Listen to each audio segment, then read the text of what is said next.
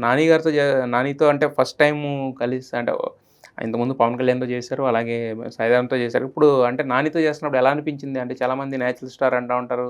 ఎఫర్ట్‌లెస్‌గా చేస్తున్నాడని చెప్తూ ఉంటారు కదా! సో, మరి మీ ఎక్స్‌పీరియన్స్ ఏంటి నానితోటి? జనరల్‌గా నేను రెస్పెక్ట్ చేస్తాను. ధోరణి చాలా ఎక్కువ అడోర్ చేసేవాడిని. హ్మ్. బట్ నేను నా లైఫ్‌లో చాలామందిని ఏం బ్యాక్‌గ్రౌండ్ లేకుండా వచ్చిన స్టార్‌ని అందరిని ఫాలో అవుతుంటాను. హ్మ్. ఐ హ్మ్. వాంటెడ్ టు బి ఏ పొజిషన్‌లో ఉండాలనుకున్నా ఆ పొజిషన్‌కి వెళ్ళిన వాళ్ళందరిని చూసి హ్మ్. ఇన్‌స్పైర్ అవుతుంటాను. హ్మ్. ఈయన్ని కలిసిన తర్వాత ఫస్ట్ 2 డేస్ చిన్న మెస్మరైజింగ్ ఫీల్ ఉంటది కదా! హ్మ్. అదే ఫీల్‌లో ఉండిపోయాను. నేను రియాక్షన్ కూడా ఇలా చూడడమే. అదే హ్మ్. ఫీల్‌లో ఉండిపోయి హ్మ్. థర్డ్ డే నుంచి క్యారెక్టర్‌లోకి వెళ్ళిపోయి హ్మ్. చేశాను గానీ, హ్మ్. ఈ ప్రాసెస్‌లో వాట్ ఐ అండర్‌స్టూడ్ నేను అంతమందిని పెట్టుకుని అంతమందిని ఫాలో అవ్వక్కర్లా. ఒక్క నాని గారిని ఫాలో అయితే చాలు. హ్మ్.